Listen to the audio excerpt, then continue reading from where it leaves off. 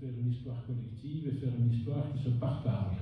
Eh bien, ça va être le cas aujourd'hui. Donc, ceux qui suivent nos conférences, c'est la 5e ou la 6e, comme le rappelait Pierre tout à l'heure. Certaines sont sur la YouTube, là, comment tu appelles ça? Elles sont toutes sur YouTube. Elles sont toutes sur YouTube, donc vous pouvez les récupérer. Pierre nous mettra peut-être un lien. Ces conférences-là, elles étaient parfois à caractère historique. C'était celle du Châtelet la dernière fois. Si vous vous rappelez, elle n'était pas indigeste, mais en tout cas, elle était copieuse, puisqu'il y avait l'histoire du Châtelet depuis l'époque romaine jusqu'à l'époque actuelle. Ici, vous allez voir que c'est une étape de travail qu'on vous propose. On a des réunions parfois, et le thème s'est imposé quand on a regardé qu'on avait pas mal de documents sur la rue de la Gare, qui étaient des documents anciens pour une petite part, mais qui étaient pour 80% des documents qui provenaient d'archives familiales. Et lorsqu'on fait une photo dans la rue où on est à l'avant-plan et qu'on dit regarde c'est notre René, nous ce qui nous intéresse c'est ce qu'il y a derrière René, et on peut voir comme ça l'évolution du village, et ça nous a permis d'avoir un autre regard sur la rue de la Gare, justement, sur l'avenue de la Gare, et c'est ce qu'on va partager aujourd'hui. Donc c'est encore une étape de travail, puisque on a notamment les garages. Merci à Anne qui est là pour nous partager aussi des documents sur le garage du parc, et puis chez Thierry aussi, ça sera pour une prochaine publication. On travaille également sur 2 gros établissements qui sont à la rue de la Gare et qui sont des spécificités de la rue de la Gare. Donc Saint-Benoît maintenant, mais qui était les pères de la Sainte-Famille auparavant. Et puis vous avez l'auberge des Viviers, où là aussi il y avait des dominicaines, on va en parler un petit peu. Et on va voir que cette rue-là, c'est le propos d'aujourd'hui, c'est une rue moderne et une rue récente dans l'histoire du village. Voilà, vous avez le menu ça, sur la forme et sur le fond, et on va attaquer tout de suite. On peut peut-être éteindre les lumières pour la qualité des projections. Là, je ne vois plus personne, mais c'est pas grave, je sais que vous êtes là. Donc, je vais commencer quand même, on va faire une petite partie historique, je vous rassure, c'est pas uniquement des diapositives de voyage, qu'on vous propose, quoi qu'on va voyager dans un village que vous connaissez, et les bâtiments que vous allez découvrir, vous allez voir que ça va vous titiller et ça va vous donner envie de regarder, comme je l'ai encore fait tout à l'heure, la rue de la Gare d'une autre manière. Donc je dis que la rue de la Gare est une rue récente, et on a des anciennes cartes de AB, mais celle-ci on l'utilise souvent, c'est la carte dite de Ferraris, 1770-1778, faite par le comte de Ferraris. Elle est assez précise, c'est, si vous voulez, notre premier cadastre. Qui dit cadastre disait volonté de l'État de taxer, de pouvoir repérer quels étaient les biens des citoyens, et donc on avait une première carte assez précise. Alors si on regarde cette carte-là, je vais bouger un petit peu parce que je me mets trop devant le micro, pardon. Si on regarde cette carte-là, on voit très bien, et on l'a déjà utilisé quelquefois, Abélaneuf ici, qui est concentré vraiment autour de son église. L'église est ici, et vous pouvez deviner, je vais agrandir un petit peu, vous voyez, nos rues principales ici, qui sont encore ce qu'on appelle maintenant la rue Chantraine, qui était la grande rue ou la rue de l'église, la rue d'Auschwitz, qui était la rue des Préliers, et la rue, avec une partie rue du Fossoulou, ici, qui est la grande rue Émile Baudru, maintenant, qui était à l'époque rue Chantraine. On voit ce village-là, et regardez, c'est concentré sur très peu de mètres carrés, sur très peu d'hectares. Et on voit arriver la route qui a été faite à l'époque et qui était vraiment, si on compare avec notre autoroute maintenant pour l'importance du trafic, qui est la route Arlon-Ostende. Donc vous voyez la rue de Luxembourg, je suis avec ma main, j'espère que je ne vais pas trop vite. Vous voyez la rue de Luxembourg ici, on arrive ici sur la place, et c'est la route qui se trouve ici, la rue de Bologne que je vous montre. Vous voyez, là voilà. Là on reconnaît la côte du Niec, pour ceux qui connaissent le coin, ici, et on voit Bologne. Donc, on a vraiment un village qui est concentré autour de son église, et la rue de la Gare n'est pas tracée, vous voyez. La rue de la Libération non plus, la rue de la Libération est ici, la rue de la Gare se trouverait ici. On a vraiment toute la partie de la Charnois, vous voyez ici, évidemment pas du tout construite. Donc le village n'existe pas dans la partie sud-ouest. C'est vraiment quelque chose d'assez récent. Et si on doit se reporter un petit peu dans les chemins importants à cette époque-là, je vais réduire un peu, comment est-ce qu'on allait vers Étal? Eh bien, il y avait cette route qui était importante à l'époque. Donc, vous voyez où est la maison de Drequin? Elle est ici. Et d'ailleurs, c'est pour ça que le premier hôtel Maubac, ce sera dans la revue que vous pourrez acheter, qui est à la librairie, s'est installé là. Il était vraiment un grand carrefour, si vous voulez, cette route de Luxembourg, qui allait vers Ostende. Il était installé ici, mais il était un carrefour aussi important, c'était la route qui allait vers Abélaneuf, et qui permettait aussi d'aller vers Étal. Et ce petit coin-là, j'agrandis un peu, le Pachy est ici. C'est-à-dire que cette route-là a disparu. Vous ne la voyez plus. Elle traversait les jardins, donc Maintenant, la rue de la Gare est là. Elle est à peu près dans une partie où est le Haume, mais vous allez comprendre où elle est, c'est la rue Joseph Brasseur. Vous voyez la rue Joseph Brasseur, le petit bout de rue qui va vers Abbé-la-Vieille. Donc, il n'y a plus que ce petit tronçon de rue-là qui nous permet de comprendre un peu. Mais on va voir mieux sur les autres plans. Je vous remontre ici, on a agrandi le point qui nous intéresse. Pardon. Donc, vous voyez la grande route ici qui est bien la rue de Bologne, qui traversait évidemment la place. On ne voit pas encore l'aménagement du bassin, ça va venir plus tard. Et on a cette fameuse route ici, donc là, la rue Joseph Brasseur, vous voyez, la rue de la Libération, si je devais la tracer, est là. Quand on voit ça, vous allez voir que c'est important d'avoir à l'esprit pour comprendre la structure de la rue de la Gare, pour bien voir ce qu'elle est et ce qu'elle était au départ, puisqu'elle a été construite vers 1824 jusqu'à 1830, et puis ils ont dû la prolonger, mais 1830, si vous connaissez l'histoire, c'est la Révolution belge, donc le gouvernement hollandais est renversé, et ils vont faire la deuxième partie, celle qui va vers la Corne du Bois dépendu, entre 1830 et 1840. Je dois toujours aller voir dans les archives si je trouve d'autres renseignements sur cette partie-là. Alors j'ai un cadastre ici que moi j'ai daté de 1826, qui est aux archives à Arlon, mais qui n'est pas daté, mais où on voit la rue de la Gare qui est là, vous voyez? On la voit ici. Donc elle est tracée, et regardez, on voit bien un tracé droit. Rappelez-vous, les routes, quand elles seront droites, ce sont des routes modernes. On est en train de bloquer maintenant l'accès à Nobressard, puisque la route est barrée, puisqu'ils font des travaux. Vous allez là-bas, vous avez des superbes portions qui sont extrêmement droites. Si vous allez vous faire le plein, vous voyez, vous pouvez doubler ce un camion, vous avez une longue route droite, vous traversez Astert, et puis après Astert, vous avez des routes droites, et vous arrivez à la Corne du Bois dépendu. Eh bien, ces routes-là, qui sont des routes modernes, étaient liées à cette route ici de la rue de la Gare, qui est une route, mon professeur d'histoire me disait, c'est la route la plus droite de Belgique. Pendant des années, on apprenait ça à Madame Charlot, en tout cas à l'école, en 6e primaire, et c'était vrai. Le professeur d'histoire à l'époque, à l'école de l'État, qui était Benoît Barbier, nous avait emmenés à Bruxelles, où on avait pu aller voir, quand les écoles n'allaient pas à Walibi, on avait des voyages qui étaient plus culturels et plus historiques, et on avait été voir au passage 44 toute une exposition, et dans l'exposition, il parlait de cette rue, de cette route de l'État, et il y avait des photos, mais je n'arrive pas à retrouver dans quelles archives elles pourraient être. Donc voilà, une route droite, mais on va le voir. On voit ici maintenant le bassin, vous voyez, il n'est pas encore bassin, si vous avez été venu sur la conférence concernant l'histoire de la Grande Place, c'est ce qu'on appelait l'étang Maubac. On ne le voit pas dessiné ici parce qu'il est sur une autre feuille, on va le voir après, l'hôtel Maubac. Et vous voyez cette route importante qui était là, et puis qui se glissait, et alors sur l'autre feuille du cadastre, on voit bien que c'est la rue Joseph Brasseur. Donc on la voit qui est tracée, mais regardez bien où elle est tracée ici, à la rue de Bologne. La rue de Neufchâteau n'existe pas à l'époque, elle a été construite entre 1852 et 1854. C'est ce qu'il faut toujours un petit peu notre façon de voir la rue de la Gare, puisque la rue de la Gare, qui est en réalité la route de la Corne du Bois dépendu, est un grand axe qui vient se joindre à un autre grand axe, si vous voulez, c'était monté, et on est bien à l'extérieur de la baie à l'époque. Donc la Grande Place, qui est maintenant plus ou moins au centre de la baie vu son extension, à l'époque elle n'était pas du tout au centre, elle était vraiment excentrée. Et on voit la mare ici. Quand on bouge un peu, là on a des documents photos, vous avez déjà peut-être vu, je les avais projetés à propos de 14-18. Vous voyez encore le village, à l'époque, en 14-18, donc 150 ans après les cartes que je viens de vous montrer, on voit toujours bien que le village est concentré autour de sa nouvelle église, ici, vous la voyez là, on a de nouveau les rues qui sont bien parallèles, qui sont aussi comme à Abbé-la-Vieille, des rues parallèles qui sont la preuve d'une volonté de créer un village à l'époque. Et on se retrouve avec, ici, on le voit, on est en 1916 ici, on voit que la rue de la Gare commence à se dessiner, on va la voir un peu plus loin. On voit la rue de la Libération qui est là, et on voit bien sûr, puisqu'elle existe, la rue de Neufchâteau, qui a un grand contournement, qui permettait, notamment à l'époque où on n'avait pas des voitures avec des accélérateurs et des moteurs, qui permettait aux chariots, qui étaient chargés de bois, enfin un peu moins de minerais à l'époque, de pouvoir monter cette côte-là qui est beaucoup plus facile que la côte de Bologne ici. Donc c'est un contournement, comme vous avez le contournement de l'étal que vous avez tous en tête, d'abord, qu'on ne passe plus dans le village.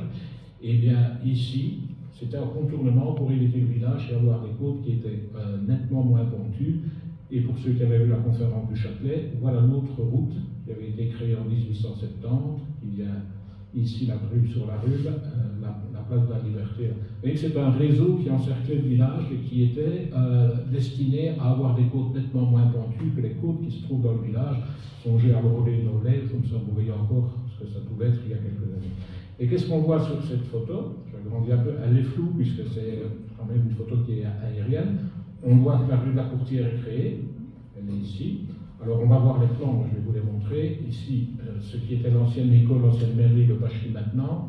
Ici la maison que je vais appeler maison Lilès, qui est la maison des jeunes. On voit le grand bâtiment des Sœurs. Et on voit les premières maisons qui sont construites ici, mais vous allez voir la rue de la Gare. Voilà par exemple les maisons qui vont devenir la maison des Pères.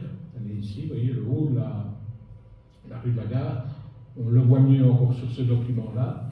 Alors ça, c'est un document qui peut être précieux aussi parce qu'il nous donne beaucoup d'explications, même sur le village aujourd'hui. Donc voilà la rue de la Gare. Vous la voyez. Alors ce que vous voyez, ce n'est pas des rails, puisque c'était une avenue. Elle était bordée d'arbres. Je vais vous montrer les photos. Voilà maintenant où se trouve Saint-Aubin, enfin, l'auberge du Vivier, Saint-Aubin par la suite. Voilà la route, vous voyez la gare, ici. Et à l'époque, c'est des Français qui avaient fait la photo, vous voyez, elle est datée de 18, l'aviation française, puisqu'on avait un énorme bâtiment qui était là, un peu plus loin que chez Gérard Mathieu, rue de Rabieri, qui était l'usine de montage des avions allemands. Il y avait une conférence là-dessus. Et ici, vous voyez, les terrains d'atterrissage pour les petits coups. Et quand on regarde, nous ne voyons aucune habitation, vous voyez, aucune habitation, et on voit le premier bâtiment qui est ici, sont la maison des Pères, et puis aucune habitation, et on arrive un peu dans le cœur du village à ce moment-là. Donc, quand on va étudier la rue de la Gare, c'est ça que j'ai trouvé intéressant dans le travail qu'on avait fait en récoltant des photos. Si on part de la place et qu'on va jusqu'au pont de la gare, on va voir remonter l'histoire, si vous voulez. On va voir comment ça s'est développé, le type d'habitation qui a été là, et on en arrive maintenant en 2025 avec l'arrivée des appartements. Donc, on va avoir une évolution dans un village qui était encore autrefois assez soudé avec des maisons mitoyennes. On va voir arriver les maisons qui sont unifamiliales avec 4 façades et on va voir se moderniser un peu ces maisons-là jusque dans le bas, jusque près de la Syrie à Rennes. On va voir tout ça en photo grâce aux documents qu'on a pu trouver dans les albums de famille. On le voit encore ici, Christian avait légendé. Christian fait toujours un gros travail sur les photos. Hein. Voilà dans cette famille, vous voyez. Donc rendez-vous compte de cette longue ligne droite. On n'a pas menti, route la plus droite de Belgique, c'était vraiment un travail qui était, à l'époque, il y avait un signal géodésique ici, et puis il y avait des bornes milliaires aussi sur cette route-là. Et donc on a cette longue ligne bordée d'arbres, et puis, donc là c'est simplement la route de Rabieri, vous voyez. Alors maintenant tout ça, ça s'est construit. Hein. Si vous essayez de regarder entre les deux villages, tout est construit ici, et tout est construit là. Ce qui fait que les terrains ici, pour le moment, sont enclavés, et si jamais ils devaient être lotis, je ne sais pas où on va mettre les routes, si tout se fait au fur et à mesure.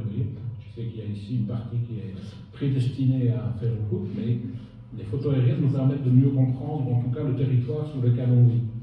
Donc vous voyez de nouveau la rue de la Gare ici, et on voit un peu plus Saint-Aubin, on voit ce que je vais appeler la ferme Stark, c'était une ferme courtoise au tout début, ici aussi. Vous voyez Saint-Aubin, vous voyez que c'était des grands bâtiments, mais tout cela était vide. Là, nous sommes en 16, en 1916. Voilà. Il y a un hôtel en face de la gare, qui est l'hôtel Armel, Sœur Armel. C'était Chaldec à l'époque. Et vous voyez encore ces deux parties, mais là, c'était des bâtiments destinés à remiser les avions. Vous voyez aussi tout le coin pour les gens de la Villa-Vieille, tout le coin de Rabieri, ici à Montré, n'était pas non plus construit. Alors on va voir par photo un peu comment pouvait ressembler là. Donc c'est des photos ici les plus anciennes, elles sont ici légendées. C'est Gavrois, le photographe de AB, qui nous a laissé des milliers de clichés et qui étaient vendus. Hein. Il y a des cartes postales. Et là les photos datent avant 1900. C'est des photos en bleu, celle-là. Et on est bien à la rue de la Gare. On n'est pas encore tout à fait où se trouve Saint-Aubin, mais on voit ici les pères de la Sainte Famille, vous voyez, mais vous voyez ce que c'était. C'était une allée, enfin une route bordée d'arbres qui avait évidemment une utilité hein, pour protéger en été des fortes chaleurs. Il suffit de voir dans les villes maintenant, il y a 10 degrés de moins quand vous allez vous mettre dans une ville sous couvert de ces arbres. Alors voilà la vue qu'on doit avoir de cette route rectiligne. On est toujours au début du siècle. Vous vous situez un petit peu, donc on est ici presque contre le jardin de Chantal et Moumont, hein, on est dos, voilà. Et on est bien dans cette longue ligne droite qui arrivait à la rue de Bologne. Donc, rappelez-vous, la route ici, le carrefour qu'on connaît, qu'on a l'impression que la route amène au carrefour, elle ne l'amenait pas du tout à l'époque. Et on va un peu évoquer tous ces bâtiments, et on va les voir un par un, puisqu'on a eu la chance de retrouver dans les archives familiales une série de documents, et on va regarder un peu comment ça s'est construit. Donc ici, vous voyez, la boucherie Thomas n'existait pas, elle a été construite en 1910, c'était un café ballon, mais une boucherie. On la revoit encore ici, cette route.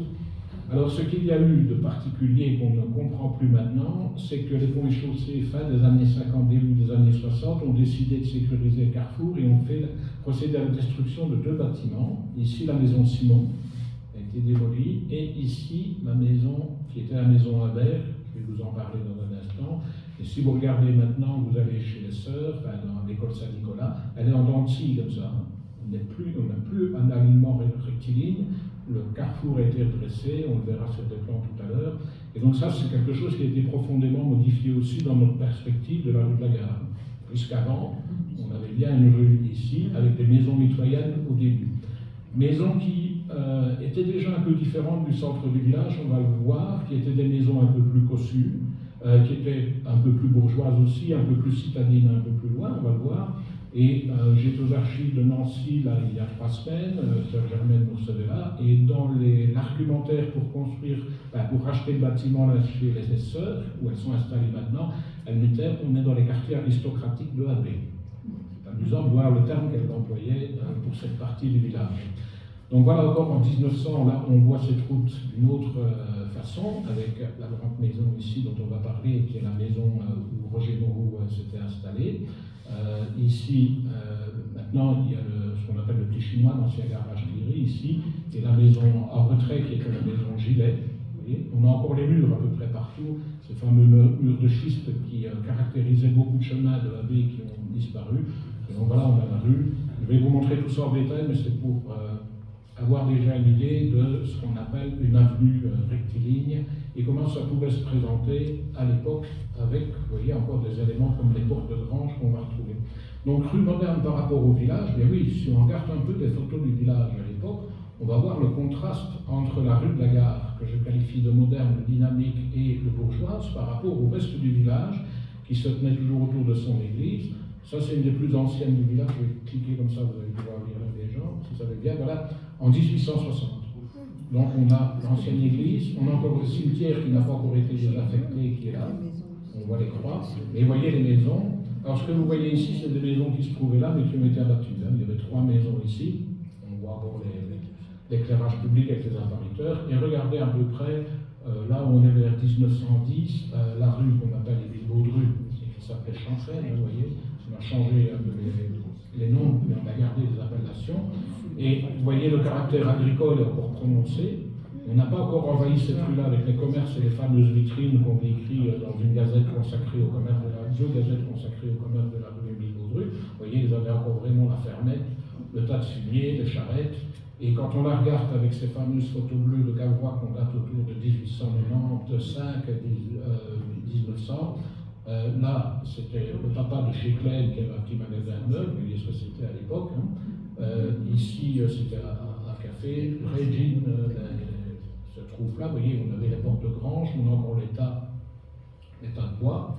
Même chose que Chantraine, on avait quelques gros bâtiments, chez Glesner, là, ici, mais qui étaient chez Gilet auparavant, qui était une brasserie. Mais vous voyez, les façades sont encore chaulées, on a bien des éléments sur ce qu'on appelle l'usoir, qui était le tas de fumier, on rentrait le bois, et c'était valable aussi pour les autres rues.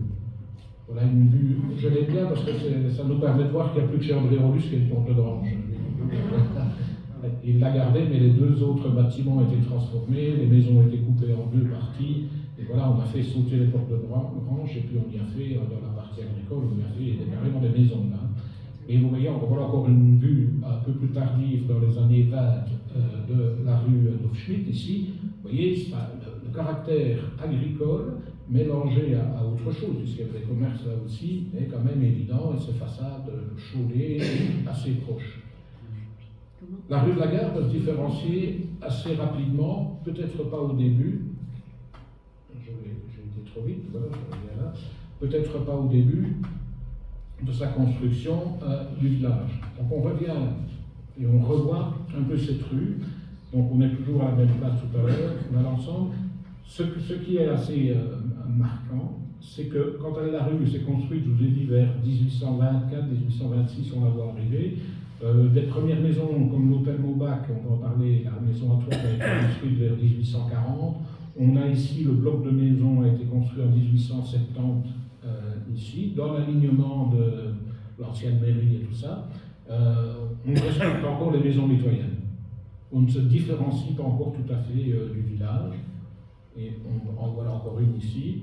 Donc, maison Habert, on va étudier en détail, et ici la maison Simon, les deux maisons qui ont été détruites. Et la famille Simon avait reconstruit ici dans le jardin, hein, chez la Calirou, là, si vous voulez, bien connu, et qui avait sa petite épicerie la reconstruit là. Et ce que vous voyez là, on va en parler, il y a un garage Mathieu. Donc quand on arrive maintenant, la première maison, c'est cette maison-là, et ici on est bien en escalier avec l'école Saint-Nicolas. Donc voilà, on est dans l'autre sens maintenant, et vous voyez que ça ne dénote pas complètement de ce qu'est le village de Habé quand on regarde. Il y a des façades aussi un peu chaulées, il y a des bâtiments, donc la maison Lamotte qui n'a pas changé, elle est toujours dans son jus, d'autres maisons qui sont là qui ont été enlevées, ici une petite partie de ce qui va être la maison Antoine et qui va devenir l'hôtel Moubac, et vous voyez ici on va être chez Schumacher, vous voyez des maisons qui sont alignées et qui restent encore dans un volume qui n'est pas très élevé par rapport aux autres maisons de la rue de la Gare. Et voilà, ici, moi j'avais été au cadastre du temps de Valère Meunier qui m'avait laissé regarder un peu les feuilles cadastrales, et c'était intéressant puisqu'on voyait apparaître les bâtiments. Alors ici, on est en 1873-74. Quand ça apparaît au cadastre, ça veut dire qu'il y a une demande, c'est généralement l'année précédente. Et c'est ici au-dessus qu'il faut regarder. Donc voilà ce qui a été construit, c'est l'école. Donc c'est l'ancien, vous voyez où est le Pachy maintenant, là. Eh bien, c'était l'ancienne école des filles qui a été construite à ce moment-là. On a d'abord construit l'école des garçons ou le centre culturel, comme d'habitude dans nos sociétés patriarcales. Et puis l'école des filles est venue après. On l'a construite ici, elle est devenue la mairie. Vous vous rappelez un peu du bâtiment qui a été détruit en 81 pour le Pachy en 83. Et hop, on a construit là un petit café, qui était un café Thomas, Courtois, que les sœurs vont racheter. Et puis on voit apparaître ici la maison Habert. Vous voyez, elle n'est pas là. Hein. C'est ce qui se passe avant et ce qui se passe après. On voit la courbe qui pouvait correspondre aux terrains communaux avec les chemins. On voit l'hôtel Maubac, il est complet ici. Maintenant, il ne reste que la partie que je vous montre avec la main, ici. Vous voyez, ce qu'on appelle maison de mer qui a été rachetée par la commune. Voilà. Donc l'hôtel proprement dit a été abattu quand on a construit la maison Vidrequin. Donc la maison Vidrequin est un peu en retrait. Hein. Et donc le modèle de la maison Vidrequin, quand je vous avais parlé de ça pour la conférence sur la place, on avait dit que c'était un modèle qui était urbain, qui était plutôt un modèle de ville, qui était là, et regardez là, enfin il faut voir les photos de l'époque, maintenant elle est plutôt en ruine, mais quand vous la regardiez à ce moment-là, on a vraiment une maison un peu urbaine avec un jardinet à l'avant. Et bien ce modèle-là, à mon avis, va inspirer beaucoup la rue de la Gare, et ici la maison Habert, donc là, et si vous regardez ce qui est important, c'est que ces maisons-là qui sont construites, elles bénéficient d'un avantage assez marquant, c'est qu'elles ont des jardins qui vont jusqu'à la rue de la Courtière. Donc, celui qui a la maison là, il a un énorme terrain par rapport à ceux qui sont en face, c'est la rue de la Libération. J'ai montré des photos en aparté tout à l'heure. Vous voyez, donc ceux qui vont construire la rue de la Gare non seulement songer à la maison Gilet avec son jardin, où est maintenant, où est le garage Thierry, où toute l'infrastructure plus le parking, vous voyez à peu près les terrains qui étaient disponibles. Même chose pour la maison Vidrequin qui allait jusqu'à la rue de Vence et qui allait jusque chez Jean-Marie Mertz. C'était des très grands terrains et un peu plus loin. Et ça va jouer un petit peu un rôle dans ce qu'on voit. Alors ça, c'est justement à Nancy, il y a 3 semaines, dans les archives des Sœurs, eh bien, ça était là. Et ça montre, donc on est en 1959-1960, comment ils refont le carrefour qui est à angle droit. Et donc ils vont supprimer la maison Habert ici, et ils disent mur et clôture à continuer, qu'ils vont faire, pignon à remettre en état, mur à reconstruire. Donc c'est un accord avec les Sœurs. Il y a la trace, je ne sais pas comment ils ont enlevé chez Simon. Et on voit, une fois que les travaux étaient faits, c'est passé dans le journal en 1960. Donc la maison ici a été abattue. Vous voyez le garage Mathieu dont on va parler. Chez Marie Simon, le petit commerce qui était là. On ne voit malheureusement pas l'autre côté, mais j'ai eu d'autres documents où on va le voir. Donc nous voilà un peu plus loin dans la rue, et je vais en rester là pour les premières maisons, où on voit, vous voyez que c'est encore pas complètement différent de ce qu'on pouvait avoir dans le centre du village. La maison, vous voyez ici chez Thomas, on est après 1910, donc la maison est construite, café. Regardez, les autres maisons sont alignées. Une grosse maison bourgeoise, celle-là qui sera utile, mais la maison du docteur Schumacher un peu plus tard. Ici un café dont on va parler. Et c'est justement la maison familiale, la maison Simon ici. Et puis une grosse maison qui a été divisée en deux maintenant. Voilà. Alors, on va avancer dans la rue et on va voir que le modèle de maison qui va être inspirant, en tout cas pour la rue, et franchement, si vous passez par la rue de la Gare, regardez-les, ce sont ces grosses maisons avec parfois ce que j'appelle un effet tour ici. Vous voyez, donc ça, c'est la maison Gilet. Je ne sais pas si vous verrez, elle est toujours en vente, elle est sous option maintenant. Donc le petit chinois, ce qu'on appelle le garage, l'ancien garage Thierry est ici. Vous voyez les murs de schiste. Mais on a un phénomène, comme on l'a devant la maison Vidrequin, donc ce que j'appelle un modèle plus citadin qui est apporté, avec ses murets à l'avant, un jardinet à l'avant et la maison à l'arrière, et évidemment beaucoup de terrain autour. On va voir ça de plus près, parce que je vous ai dit qu'on se balade vraiment dans la gare. Alors voilà, par exemple, une photo qui peut nous faire penser qu'on est déjà dans un endroit un peu plus citadin. Vous voyez, la façon dont la rue de la Gare est aérée, on a toujours cette ligne droite ici, la maison de Thomas ici. Donc voilà la maison Gilet, mais vous voyez que ce modèle-là, on a inspiré d'autres. Hein. La maison de Nadia Quarin maintenant, ici où c'était chez Moreau, ici je dis chez Gibson parce que je ne sais pas qui habite là, et on va chaque fois trouver ces petits jardinets, donc quelque chose d'agréable, et on va avoir, regardez là, on est à rien à peu près au même endroit, hein, et on voit évidemment, ici on est dans les années 20, hein, on voit arriver les voitures. Donc quand on voit ça, ça tranche vraiment par rapport aux photos que je vous ai montrées tout à l'heure du village. On est à peu près à la même période, mais on a l'impression qu'on est dans une belle avenue, un peu plus citadine. Et quand on regarde un petit peu ce qu'on dit de Abbé-la-Neuve à l'époque, il y avait beaucoup de familles qui étaient à Paris, on décrit le village comme un village agréable, qui est assez moderne, où on franquillonne. Donc on abandonne un peu le patois, il y a des gens qui parlent français. Si vous allez sur Internet, vous pourrez entendre sur Paris une abésienne qui est interrogée, parce qu'ils sont venus à cette époque-là, 1904-1906, interroger des gens de Abbé pour entendre leur patois, quoi, qui est un peu particulier. Et vous voyez qu'on a bien la partie la plus ancienne de la rue, maison mitoyenne, et c'est dans le style, et puis alors, quand on avance, là on est en 32, on voit que la rue de la Gare a commencé à se construire, hein. Vous voyez la maison là, la maison Gilson ici. On verra tout à l'heure le garage Ney un peu après. Et voilà. Donc on a bien ces rangées d'arbres qui venaient jusque-là. Les sapins ne nous tracassaient pas. C'était en 32 la procession. Regardez le monde qu'il y avait en 32. Une fois que je vous projette les 150 photos qui existent sur cette procession de 1932, le curé Laguerre, qui voulait absolument avoir un déploiement de ce qui était la force catholique à l'époque via aussi toutes les manifestations catholiques, à songer à la bénédiction de la forêt qu'il a créée en 1937, l'inauguration de la grotte des Sœurs ici en 1934. Voilà, c'est impressionnant. Ils ont été chercher là l'évêque à la gare et on arrive. Mais ce qui nous intéresse, c'est pas c'est Prosper Près, le Bedeau. Ce qui nous intéresse, c'est vraiment que ça nous permet de voir cette rue de la Gare avec les maisons. Alors celle-là, on va la voir tout à l'heure un peu plus en détail. Je l'avais mis en recherche dans le petit jeu de Abbé, sur Abbé autrefois. C'est la maison Muller à l'époque, qui va devenir la maison Moreau. Et elle est intéressante à regarder. Bon, il y a un architecte dans la salle. Parce que vous voyez, on va voir ça qui va revenir assez souvent. C'est un effet de tour, si vous voulez. Vous voyez, on a quelque chose. Et ce sont des habitations, vous pouvez passer devant, elles sont extrêmement hautes. Donc on a des habitations avec des plafonds beaucoup plus hauts. Et elles sont de dimension, si on les, moi j'ai pas été les mesurer, c'est des observations, mais par rapport aux maisons traditionnelles du village de Abbé, elles sont beaucoup plus basses que les autres maisons. Donc ici on a vraiment une architecture qui va se développer. Je qualifie de citadine parce que je peux la différencier, mais vous voyez quand même bien, on est dans quelque chose d'un peu plus bourgeois, un peu plus cossu, et on va avoir une série de maisons qui vont ressembler. Donc ici, c'est de nouveau dans une archive familiale, excusez, c'est Chantal Willam qui m'avait remis les documents de sa famille, puisque c'est ses grands-parents qui habitaient à la rue de la Gare. On les voit ici devant moi, ce que j'appelle la maison Liétard, donc la maison de docteur Ejeudi est là. Vous voyez, de nouveau avec cette espèce de tour, et on va le voir un peu partout, et des combles qui ont, on revoit ici, vous voyez, des combles qui sont quand même à grenier, mais qui n'a plus simplement une fonction de grenier. On est le grenier qui est le lieu du grain.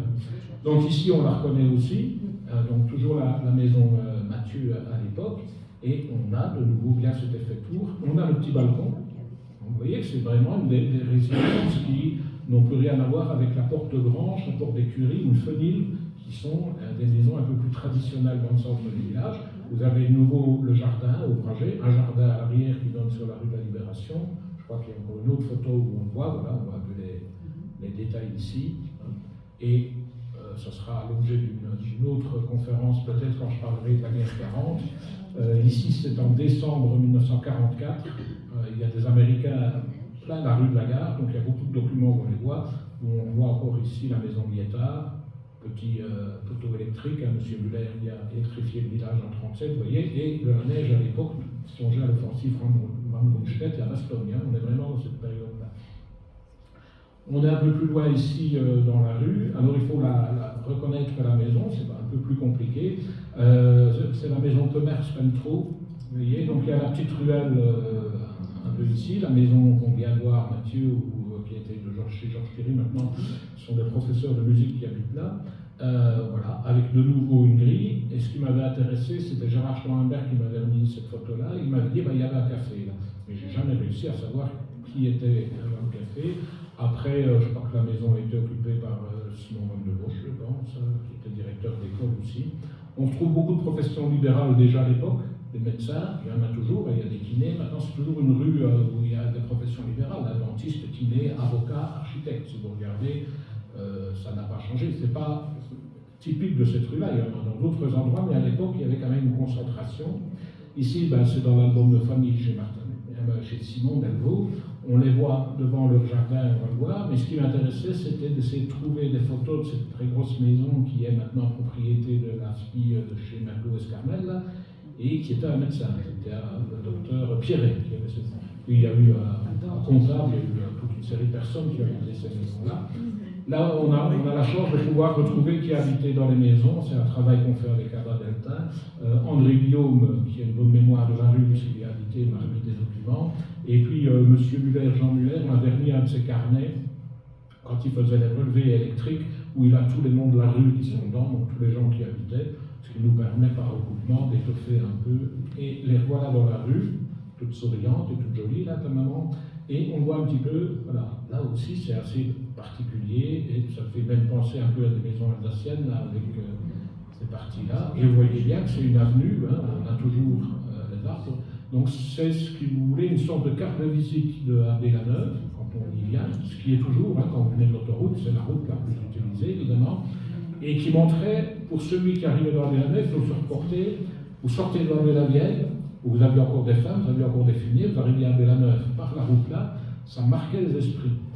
Si vous connaissez Simon Van de Bosch, qui est décédé, qui était le directeur de l'école, dans une émission radio à la RTBF en 1976, il dit quand vous arriviez à Abbé par cette route-là, chose particulière en plus de tout ce que je vous ai dit, c'est qu'on passait devant 3 grandes écoles avant d'arriver à son école de l'État.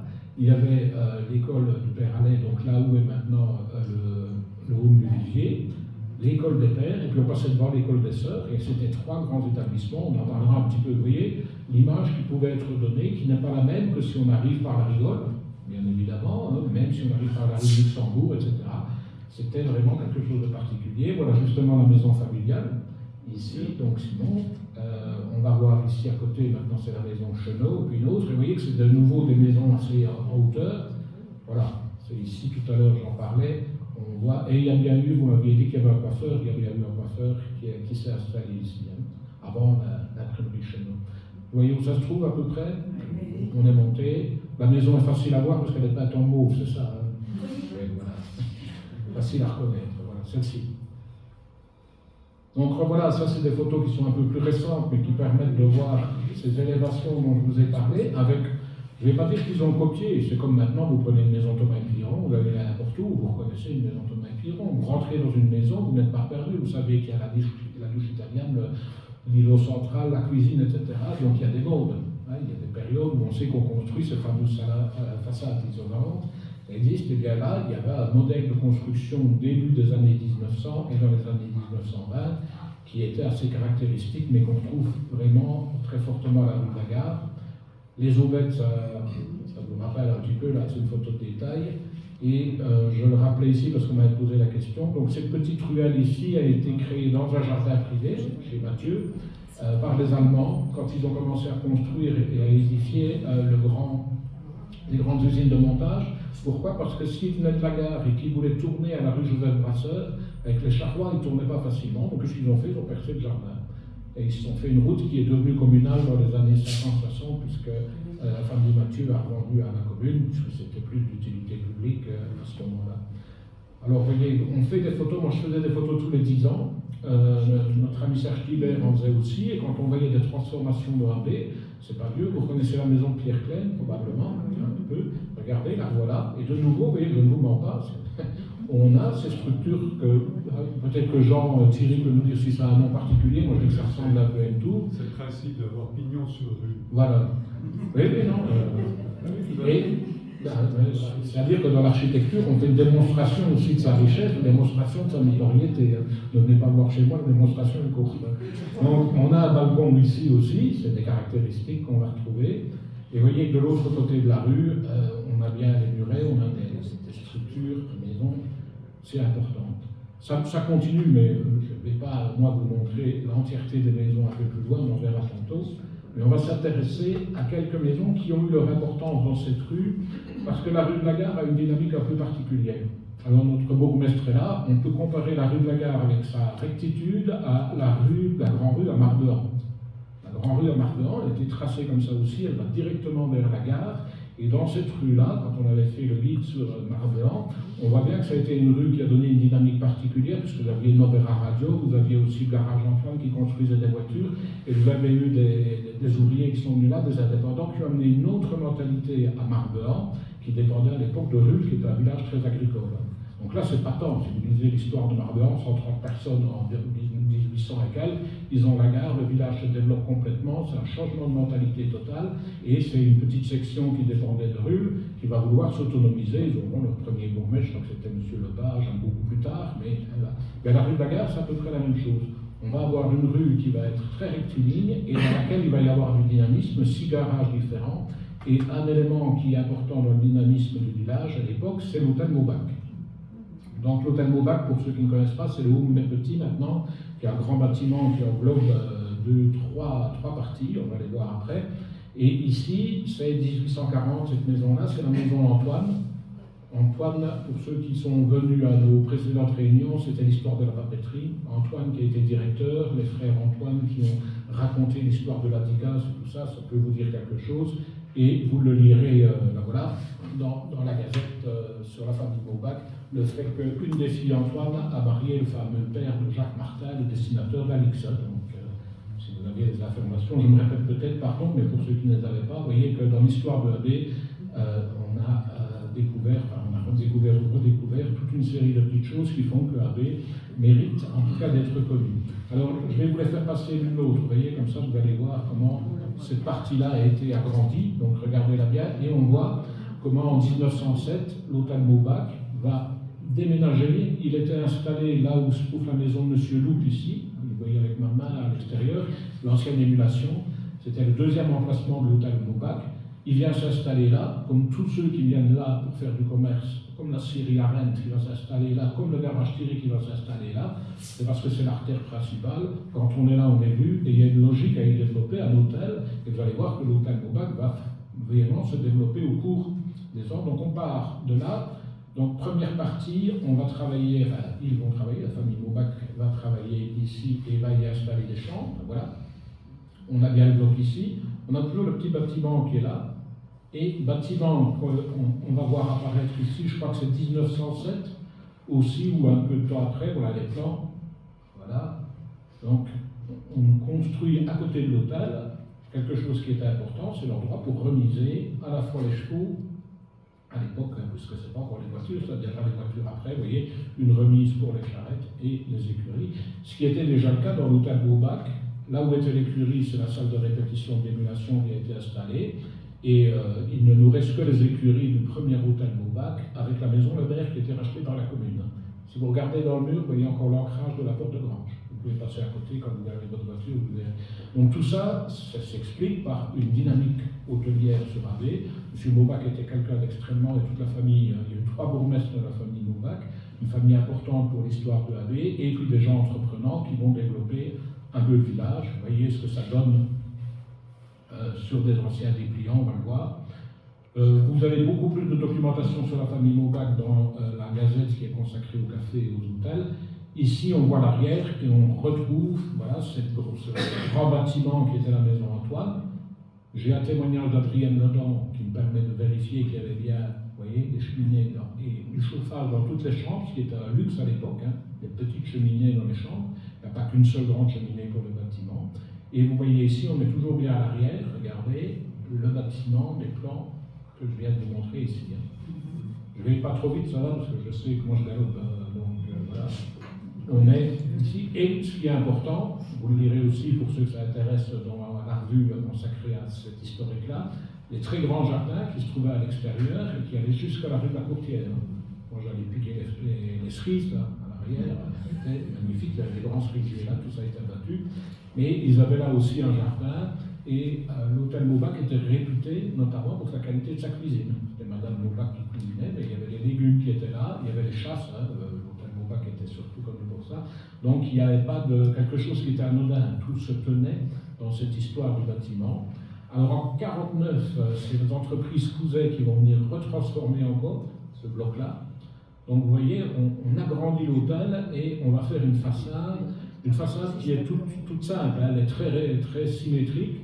Quand on la regarde, il n'y a pas de fioriture, tout est là.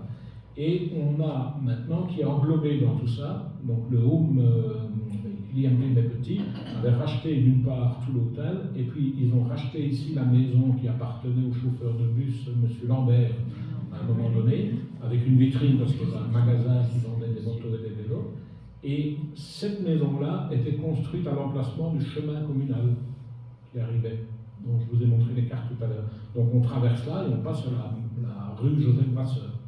Donc vraiment celle-là a été construite à cet emplacement-là. Et si vous regardez maintenant, vous n'avez plus qu'un seul bloc et une seule façade. Difficile de comprendre l'histoire si on ne trouvait pas ces photos-là nous autres. Hein. On peut parfois trouver des plans. Et voyez l'arrière ici de l'hôtel Maubac, où tous les murs ont été mangés par le lierre, tout le bâtiment, mais vous voyez le nombre de chambres qui étaient là.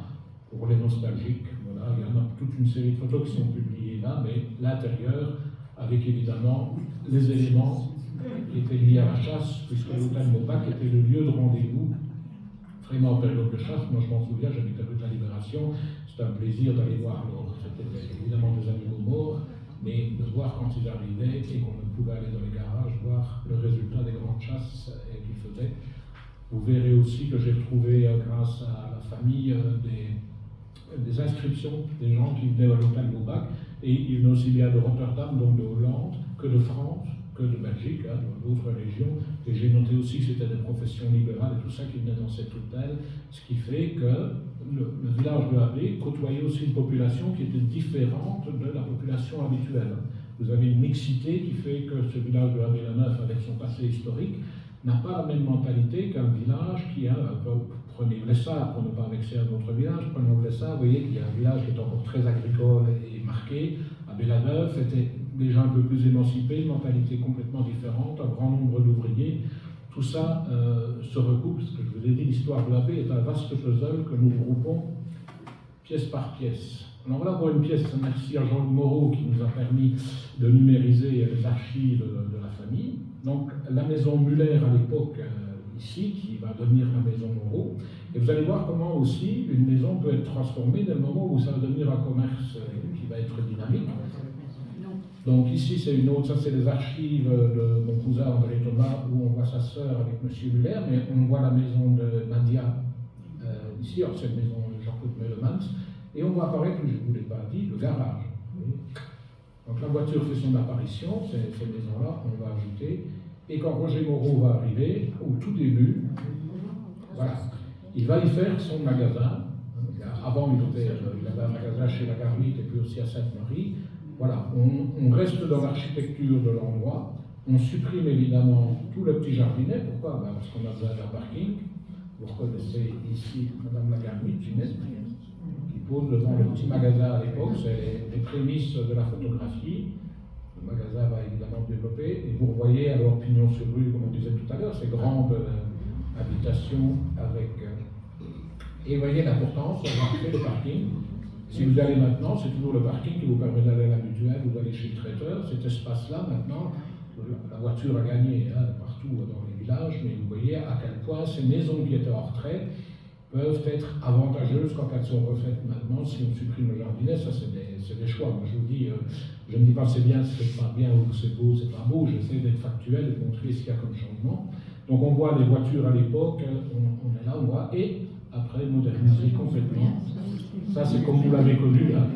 Après le studio Moreau qui est là contre la façade et qui va devenir après, comme vous l'avez encore mieux connu ceux qui sont un peu plus jeunes, le studio chez d'Argenton, chez Daniel que j'ai revu avec plaisir avec la Bleue Maison. On s'est rappelé toutes les opérations qu'on avait faites quand on était indépendant. Oui.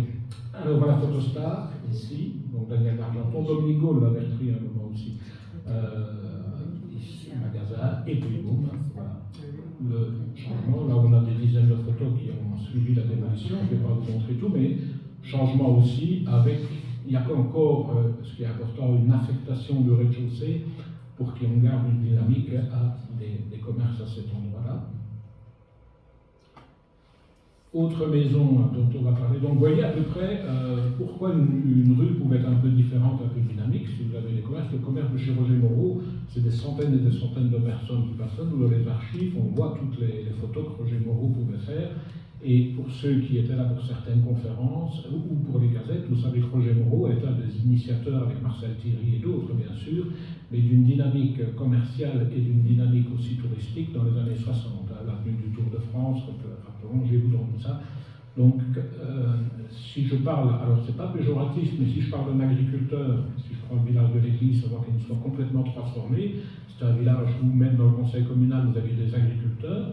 Donc, eux, ce qui est important, c'est que ça ne change peu, c'est que ça reste là, et si vous allez à l'église, vous voyez que les chemins agricoles sont bétonnés, hein. Vous pouvez encore les retrouver, donc on a, maintenant l'église, c'est le village où la population est la plus jeune de Belgique, c'est un village complètement transformé avec l'autoroute, donc vous avez une autre dynamique qui est venue s'installer, mais ici à Villeneuve, avec des gens comme Roger Moreau, Marcel Thierry, des entrepreneurs, où on va le voir avec Eugène du Parc, ils ont amené quelque chose, et c'est pas anodin qu'on les retrouve dans ces rues-là. Alors les garages, justement, voyons un petit peu ça. C'est particulier, il y avait 6 garages, mais pas tous en même temps, dans la rue de la Gare. Alors le premier, je vous en ai parlé un peu tout à l'heure, c'était le garage Mathieu. Donc, mais ici, il y a encore la maison à côté. Hein, là, vous voyez que ça n'a pas été détruit, c'est une photo, je crois, des années 30. Ici, la maison Thomas Café Baron à l'époque. Et vous voyez, on est bien ici, sur un garage, un des premiers de la rue. Voilà encore une autre photo, je crois que ça vient de la collection de chez M. Béchet qui est là. Encore, époque où il y avait de la neige, le garage est là. Ici, la maison Mergot, qui est coupée en 2 parties maintenant, elle était déjà, il y a 2 portes là. Alors ici, il y a des garages maintenant, et on va voir un peu à côté la maison Schumacher. Alors là, j'agrandis un peu plus, on les revoit là. Donc, premier garage de la rue, c'est pas anodin que le garage s'installe rue de la Gare.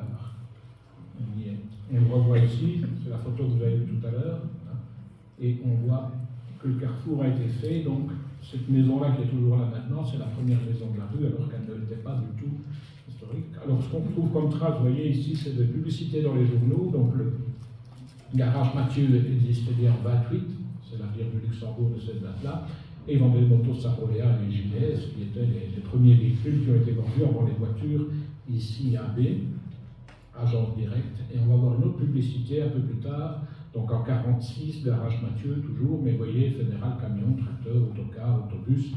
Donc tout ça amenait une animation particulière dans la rue de la Gare.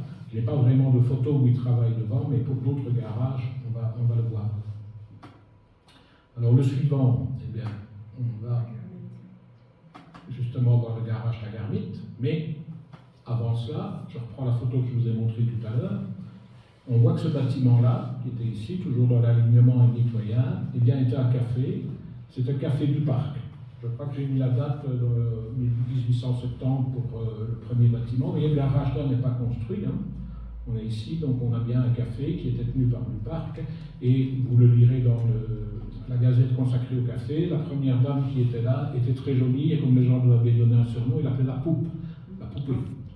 Bien, puis ça a été des martiniers qui étaient aussi au château de la Traperie comme garde ou concierge, et puis d'autres, et puis c'est devenu, on va le voir, oui, regardez, on va le voir plusieurs fois, la maison, ce que j'appelle Schumacher, maintenant où il y a une agence, je crois que Jean Thierry était là aussi dans ce créneau-là. Ici, vous voyez, il y avait une petite pignon sur rue, comme tu l'as dit tout à l'heure, qui débordait de la façade. Donc voilà le café.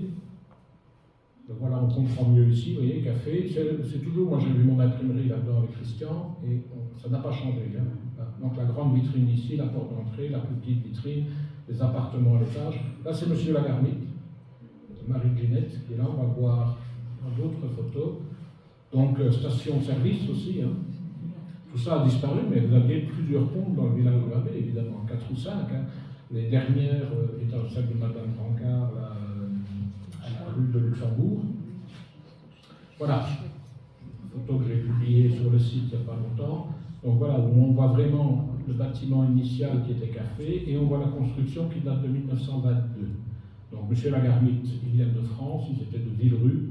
Ils vont venir s'installer et ils vont trouver tout naturel de venir dans cette rue-là, de supprimer le jardin, de construire un garage qui est construit en bloc, un seul bloc, donc très froid, je vous le dis, on avait froid. Et ici une petite verrière, vous voyez, qui a été enlevée, donc la partie résidentielle au-dessus qui va s'installer tout doucement, elle n'y est pas encore là. Hein. Et vous voyez, autobus. Donc ce qui veut dire que c'était aussi des entreprises qui engageaient des ouvriers. On va voir les photos avec là. Là vous reconnaissez, hein, la plainte, la fameuse rue de Joseph Brasseur ici, la pompe qui était cachée là, l'autre, et un bâtiment en longueur avec des fosses à l'intérieur, vous voyez, le travail, hein, le travail de garagiste, là, et on travaille sur la rue. Là. Il y a 2 fosses à l'intérieur, mais on pourrait très bien être à l'extérieur, les voilà, et je crois qu'on voit encore quelques photos avec les ouvriers, toujours à l'arrière-plan, la rue, la maison Schumacher. Donc réparation, tout type de moteur, un camion, une voiture.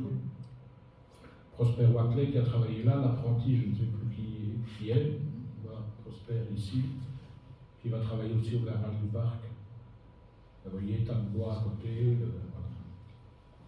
Voilà. Là j'ai mis les photos aussi, il faut que je vois à peu près à quel moment, parce qu'on est peut-être en 39 quand il y avait des militaires qui étaient ici dans la baie avant de faire sauter les ponts en mai 40. Toute une série de militaires qui ont envahi le village. En voilà une un peu plus récente qui doit être des années 60, fin des années 60. Le garage est encore là, mais il n'est plus en activité.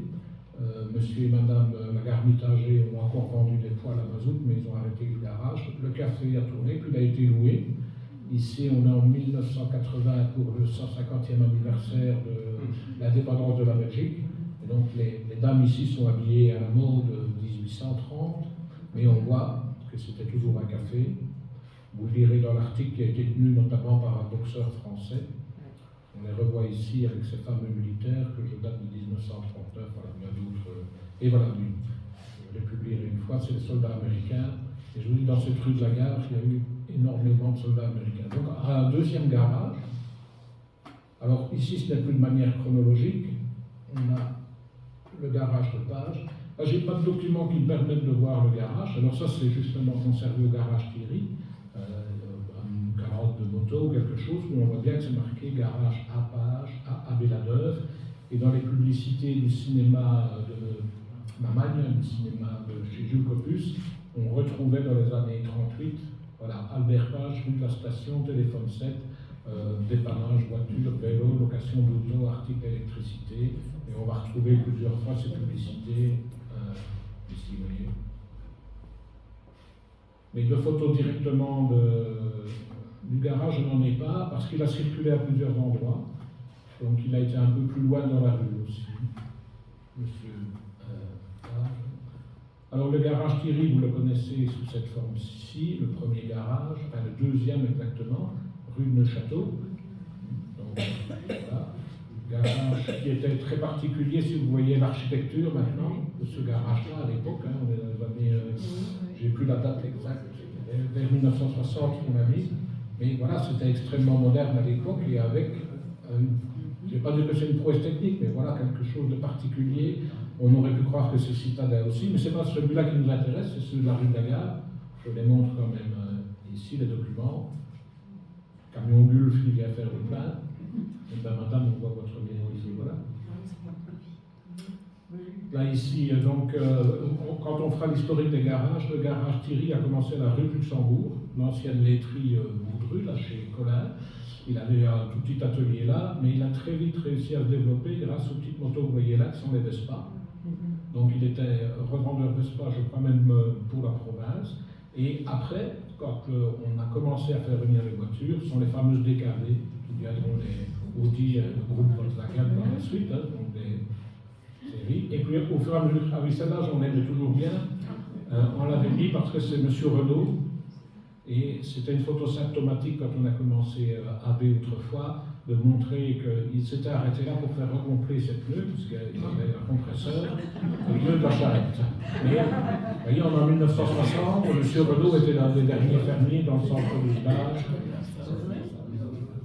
qui était là. Alors le garage va justement déménager complètement, les structures sont toujours là, maintenant c'est le magasin Carrefour, et puis ce qu'on appelle le petit chinois.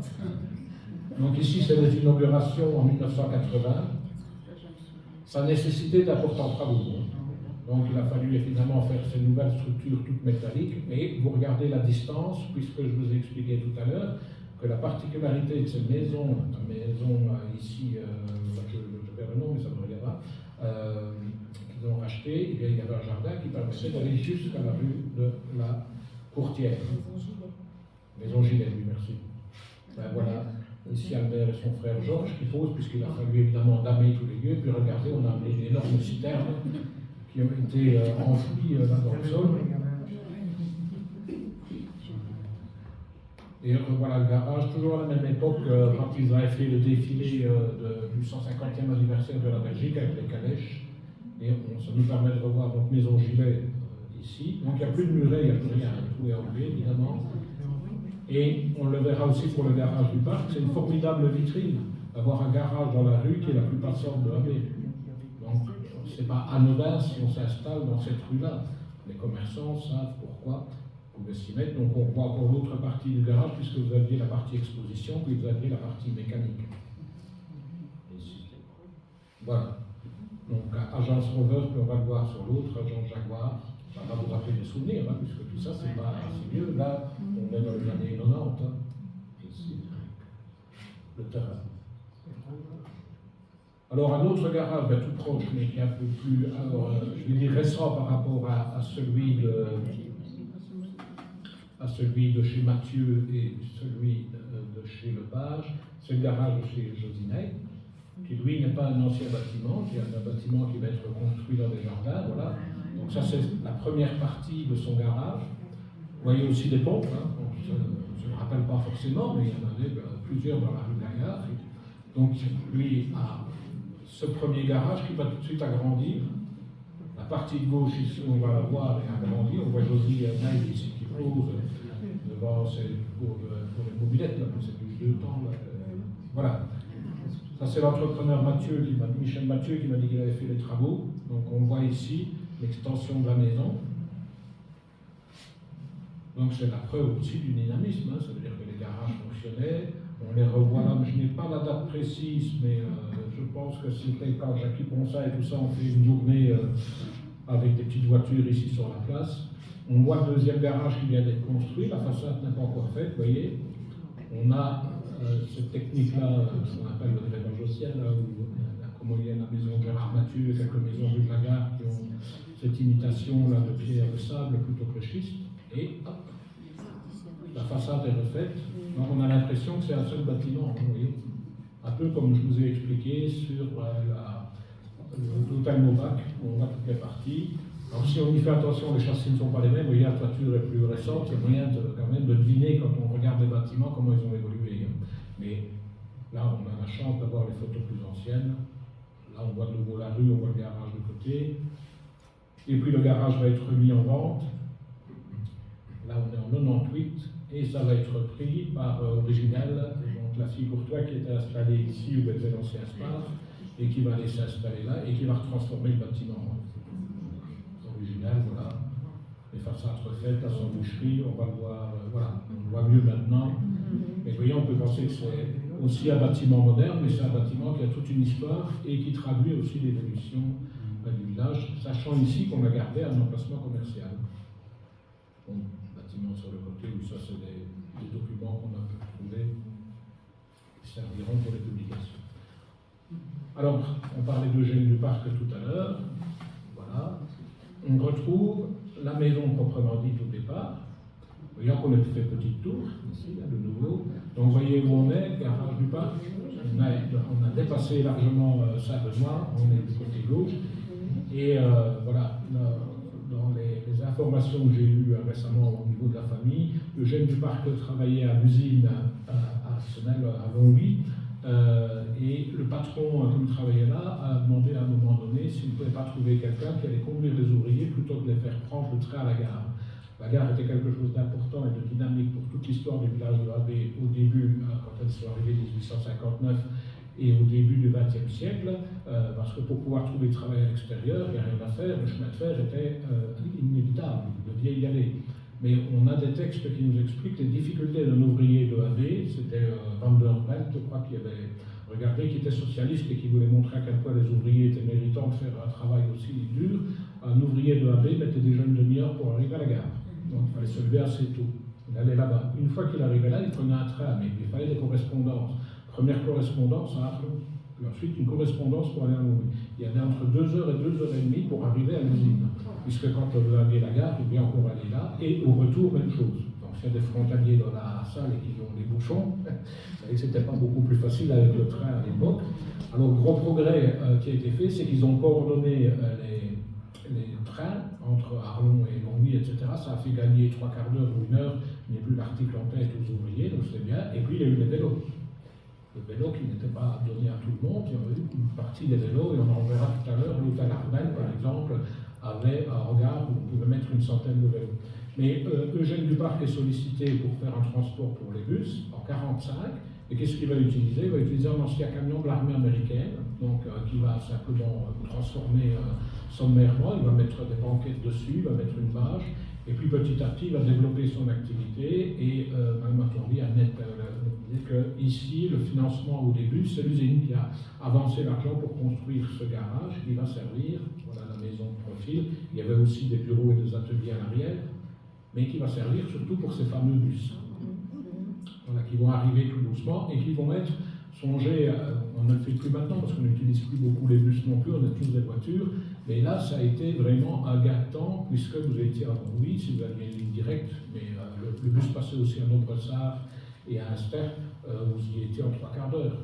Donc par rapport à tout, et dans un relatif confort, ces fameux bus, on revoit Prosper Watley ici, si vous le reconnaissez. Christian a noté les noms des autres personnes. Elle est un peu floue parce qu'elle vient d'Internet, celle-ci, mais on voit, il rentrait les bus effectivement dans ce petit garage qui est ici, hein, vous voyez, avec la bombe.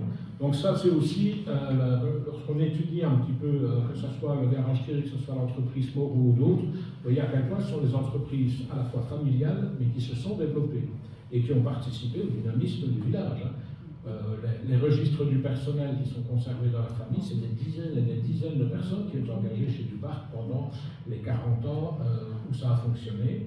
Eugène Duparc, on le voit ici, parce qu'il a acheté des bus de la firme Mercedes, firme qui est toujours bien connue et qui est toujours bien cotée, donc c'était une exclusivité, et il a pu avoir, on voit ici, je ne vais pas vous énumérer tous les noms, voilà Eugène ici et son frère, qui est là. Là, c'est le petit Jean Copus que j'ai été interviewé parce qu'il a travaillé là, et Marcel Lux ici, que j'avais été interviewé aussi pour avoir des renseignements, et des membres du personnel avec aussi les représentants chez Mercedes-Benz. Donc il y avait une grosse agence et elle avait une exclusivité pour la province de Luxembourg, comme le garage Thierry avait une exclusivité pour PKV, puis par la suite la Grandeur.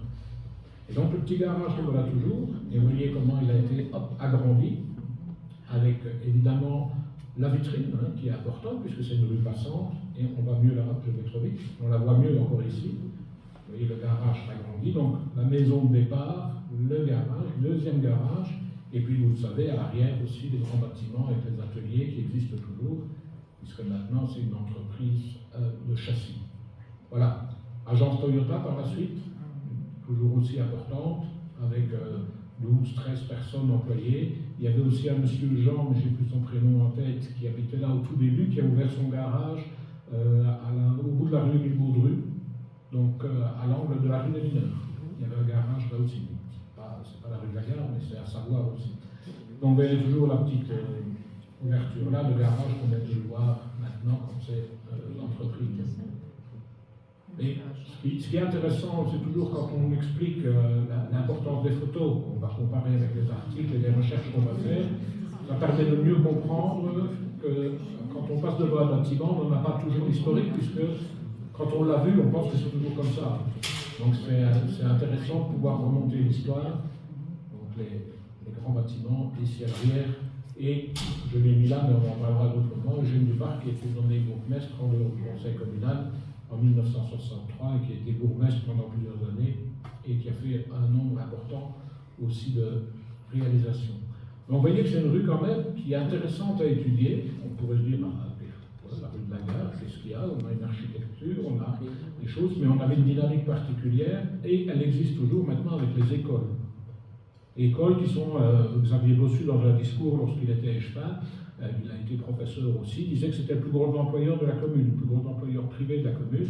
C'est l'école Saint-Benoît, je crois que c'était 100 et quelques professeurs, main-d'œuvre, etc. J'ai 170 en tête, mais je ne sais plus. Et c'est parti de rien au départ. On est là, on se retrouve sur les hauteurs. Voilà le premier bâtiment qui existait. Rappelez-vous les photographies aériennes de 14, tout ça. On voit qu'il n'y a qu'un bâtiment qui existe sur le haut d'étal, c'est celui-ci.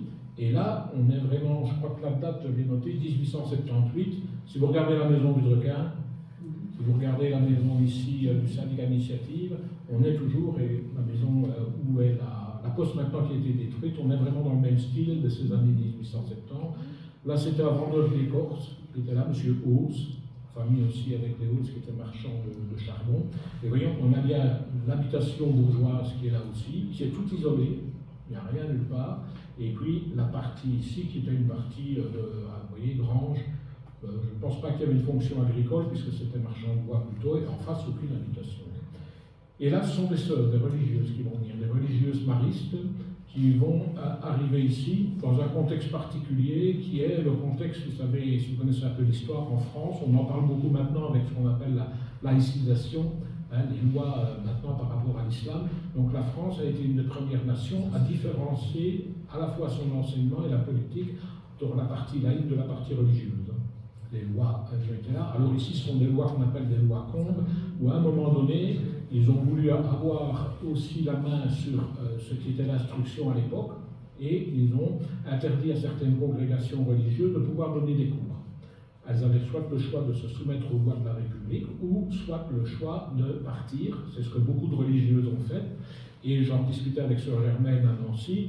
On a trouvé pour la province de Luxembourg qu'il y avait quand même une tendance fort catholique, mais qui était aidée à l'époque par Monseigneur Hélène, qui était l'évêque de Namur, à Terreau, pour venir installer beaucoup de ces congrégations-là qui étaient parties, de venir s'installer dans la province de Luxembourg. Abbé n'est pas une particularité là. Donc on a eu des sœurs maristes ici qui vont arriver, et des sœurs dominicaines un peu plus loin, on va le voir tout à l'heure. Alors qu'est-ce qu'elles vont faire? Je vous montre la photo pour que vous compreniez. Donc, on a le bâtiment là, il existe toujours, évidemment la toiture a été refaite, mais si vous passez devant Saint-Benoît, vous le verrez, l'entrée est toujours là, évidemment ici on a des agrandissements. Donc les sœurs vont construire un premier bâtiment, un peu plus tard, donc on est au début du siècle et on a de nouveau cette tour-là, on voit le style, et une très grande chapelle sur les communs qui étaient là. Donc c'est le premier point de départ du développement de ce qu'on va appeler un noviciat ici, et qui va être repris après par les pères de la Sainte Famille. Les pères de la Sainte Famille, je suis en train de faire l'historique, et la Gazette sera publiée l'année prochaine, puisqu'ils sont arrivés en 1926. Ce sera le centenaire. Donc là, j'avais beaucoup de documentation, des centaines de documents.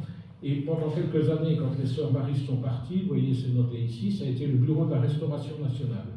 Et il marque bien ancien couvent. Alors, la particularité des religieuses qui sont arrivées là, c'est qu'elles sont arrivées un peu plus tard et elles sont arrivées d'Angleterre, de Richmond.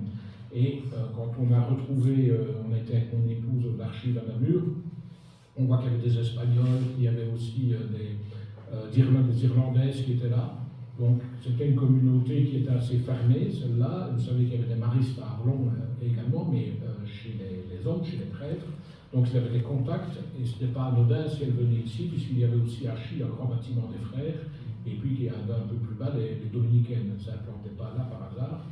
Et en 1926, quand les pères de la Sainte Famille arrivent, ils devaient retrouver, eux, un bâtiment qu'ils devaient absolument soit reconstruire, soit investir, parce que le bâtiment qu'ils avaient autre part, mais je n'ai plus le village en Belgique, avait été incendié par les Allemands en 14. Et donc, ils ne pouvaient pas retourner en France s'ils voulaient garder l'argent que l'État belge restituait via les dettes de guerre en Allemagne. Et c'est un notaire de Dinan qui leur a dit: ah, mais il y a un chouette couvent à Villeneuve, allez-y, allez vous installer. Et les pères de la Sainte Famille vont venir là en 1926. Et vous voyez les photos vraiment au tout début quand ils arrivent. Donc on revoit ici la chapelle, l'étage, on voit l'arrière, le bâtiment, et on voit les premiers. Et qu'est-ce qu'ils vont faire? Évidemment, très rapidement, ils vont agrandir. Et on comprend mieux comment Saint-Benoît, dans cette dynamique-là, est héritière de ces bâtiments qui étaient des bâtiments qui étaient religieux au départ. Les pères de la Sainte Famille, c'était un noviciat. C'était pour que des jeunes qui viennent là se destinent à la prêtrise, se destinent à être missionnaires. Donc au départ, ce n'étaient pas des gens de l'abbé qui étaient allés dans l'école là. Ça est venu par la suite. Et ça, je ne vais pas vous raconter tout l'historique, mais vous connaissez le père Brault, qui a essayé de développer beaucoup d'enseignements rénovés à l'époque, et de développer et d'ouvrir un peu plus l'école de la Sainte Famille sur les étudiants du village. Donc ici, on a une première construction qui va se faire. C'est des... Vous voyez, c'est noté là, Jules Protin et un Jacob qui habitait en face, qui habitait rue de la Gare et qui est famille, je crois, avec les Guillaume. On les voit qui travaillent. Vous voyez que c'est rudimentaire la manière dont on travaillait à l'époque. On est à la Brouette et à Louis de Toucoul. Ils vont construire le premier étage, mais comme les prêtres veulent que ça aille plus vite, les missionnaires, ils vont demander à une entreprise de Sainte-Marie de venir continuer, parce que regardez la taille du bâtiment. Alors je ne dis pas qu'on a voulu faire les tours ici, mais c'est quand même encore un peu marquant cette architecture-là, du pignon sur rue, comme on dit. Et vous voyez, c'est quand même des énormes bâtiments. Nous, ce qui nous étonnait, puisqu'on a nos réunions, que ce soit pour les sœurs ici sur la place, les énormes bâtiments qu'ils ont construits, que ce soit, vous allez voir, les sœurs dominicaines, là où est Vivier ou ici, c'est comment tout ce qui réussissait à financer ces choses-là, d'autant qu'elles se disaient très pauvres. Non, j'ai posé la question, ma sœur Germaine nous a dit qu'effectivement les sœurs faisaient vœu de pauvreté, elles entraient dedans et qu'elles pouvaient, certaines donnaient leur bien matériel quand elles allaient là, mais c'était beaucoup de familles qui pouvaient financer ça parce que ce n'était pas forcément les péchés qui pouvaient financer. Si on regarde la construction d'un bâtiment comme ça maintenant, il nous faudrait quand même quelques millions d'euros. Donc ça ne construit pas comme ça, vous voyez, on va avoir toute une évolution, et c'est le père Vincent, vous avez peut-être connu, qui a été le père bâtisseur de ce qui s'est passé chez les missionnaires de la Sainte Famille. Donc voilà le premier bâtiment qui va être construit, vous voyez. Donc là on est en 1937, 37-38, et les constructions vont suivre le développement de l'école. Ce qui est logique, il va y avoir plus d'élèves. Donc ils vont continuer. Alors je ne vous raconte pas tout ce qui va se passer pendant la guerre et tout ça, mais il y a des freins, tout le développement ne fonctionne pas comme ça. On a des périodes qui sont beaucoup plus difficilement vécues en 14-18 pour les écoles et en 40-45 où tout est bien. Et vous voyez la taille des bâtiments, et ils vont se vanter, et ils ont raison, comme le bâtiment des Sœurs qui est en réflexion ici, de dire qu'ils ont des classes modernes, avec des grandes fenêtres. Regardez, on n'est pas dans une petite école mal fichue et bricolée. On a fait attention évidemment à ça, et on développe, mais je ne vais pas vous montrer les photos de l'intérieur. Alors, ici, c'est une photo parce que sur le haut d'étal qui était isolé à l'époque, les Allemands s'étaient installés là. Et dans la libération de Abbé, vous connaissez la libération, on lui a donné le nom pour les combats. Les premiers tués ont été tués au Foupré, c'est le soldat Ilmeyer qui était là. Et c'était les Allemands qui étaient installés là et qui ont tiré sur les Américains qui arrivaient à la libération le 9 septembre. Les Américains ont riposté, malheureusement, ils ont tiré aussi sur le bâtiment. Et ça, c'est les dégâts de guerre qu'il y a eu à l'époque. Détail.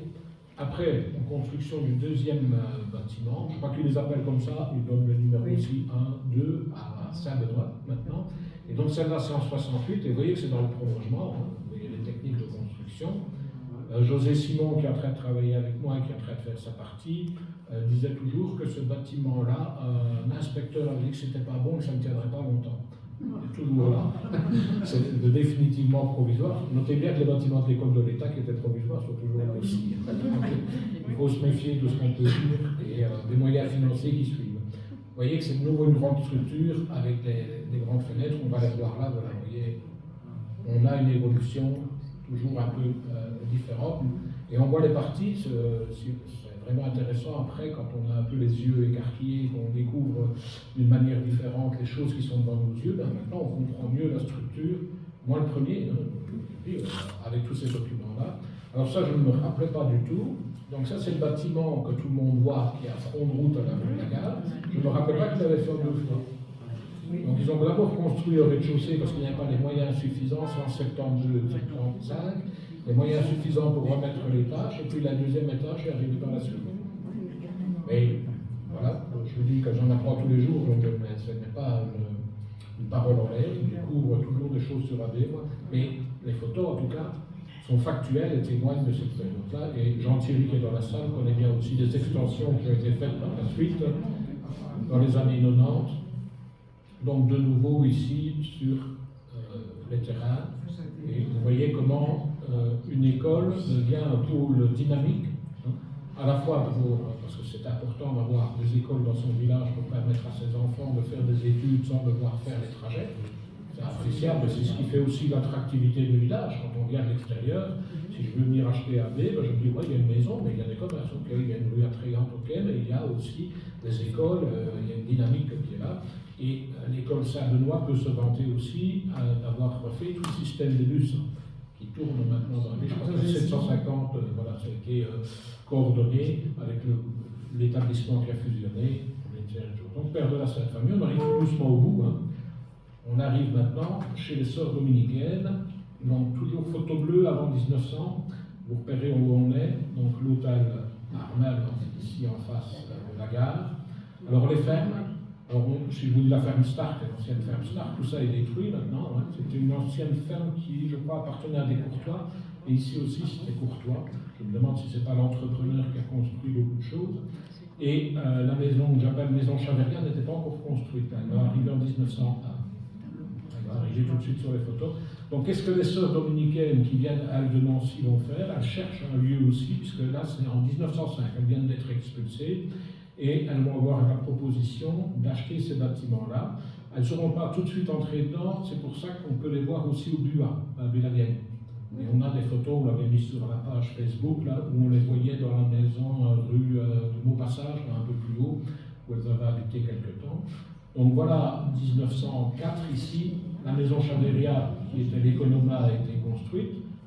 Regardez, il y a encore ce qu'on appelle les palis, je ne sais pas si vous connaissez ça, dans la région de Bertry, il y en avait, c'est des grandes pierres de schiste dressées, reliées simplement par un truc, et se sont enfoncées dans le sol. Ça n'existe plus à Bélavienne, hein, c'était vraiment à cet endroit-là qu'on voyait. Donc on voit ici la maison que les sœurs vont acheter, vous voyez. Cette partie-ci existe toujours, vous allez voir. Tout ça a été détruit, c'était la ferme à l'époque, on voit bien la porte de Grange. Vous voyez bien qu'il n'y avait rien d'autre de construit. Hein. Donc la rue de la Gare est bien une rue assez jeune de AB. Alors voilà, elles arrivent, moyens financiers sûrement importants, parce que regardez, les premières constructions qu'elles font, elles réalignent tout le bâtiment, ici. Vous voyez, je regarde arrière, hein, vous voyez, on a la petite maison et puis une annexe ici. Donc elles réalignent tout, elles font une chapelle, bien évidemment. Donc elles s'installent là et elles vont tout de suite lancer aussi une école qui va se développer.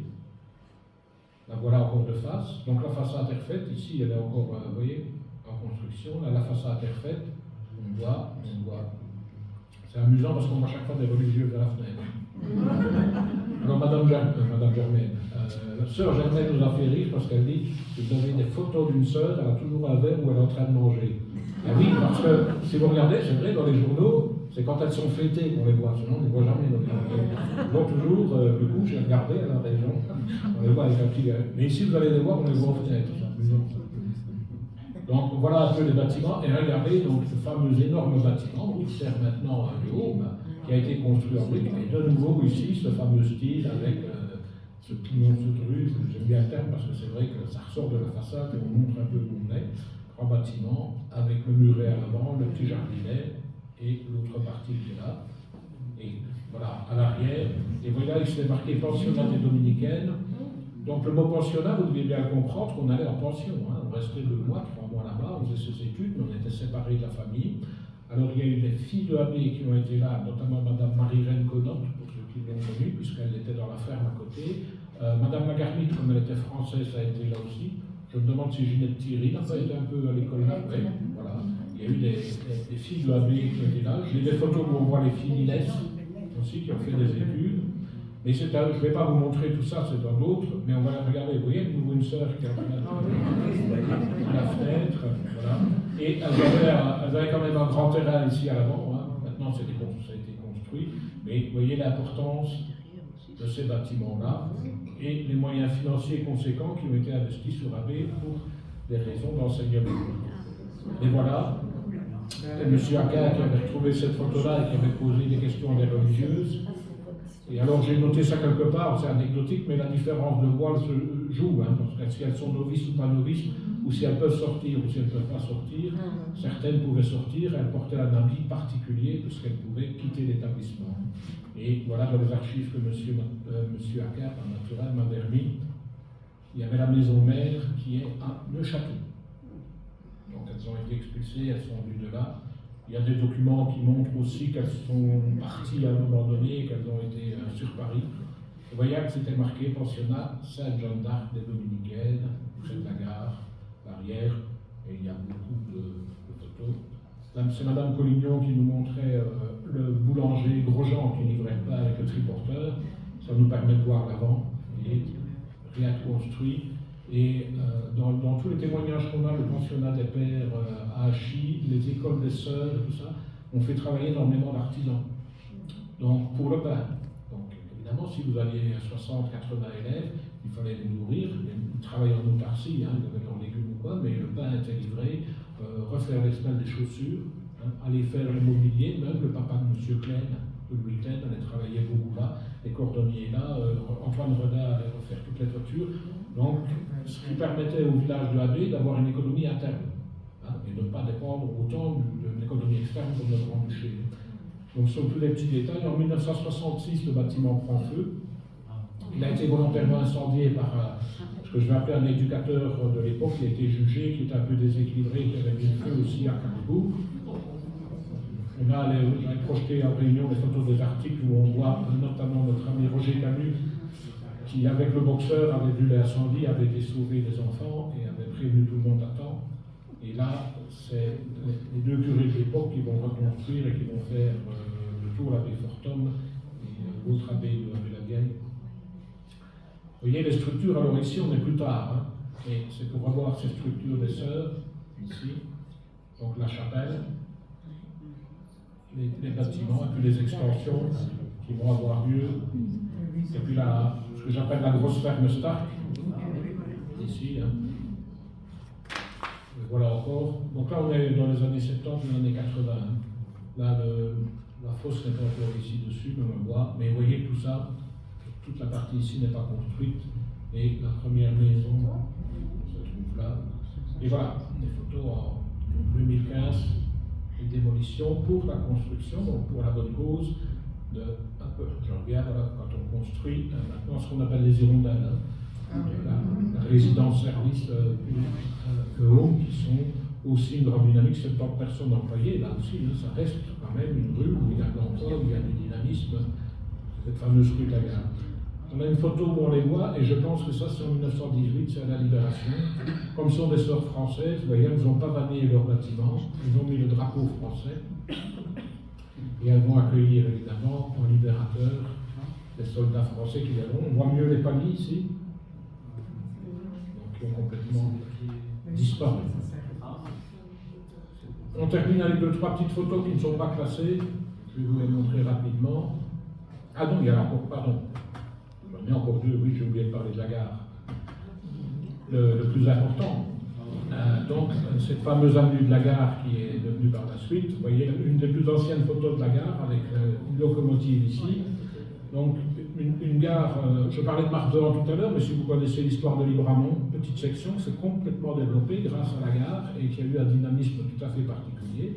Donc, la gare de Abbé est située sur le territoire de Abbé-la-Vieille. Toujours une petite dispute une rivalité entre les deux villages pour se dire non, c'est notre gare, c'est la gare de Abbé-la-Neuve ou c'est la gare de Abbé-la-Vieille.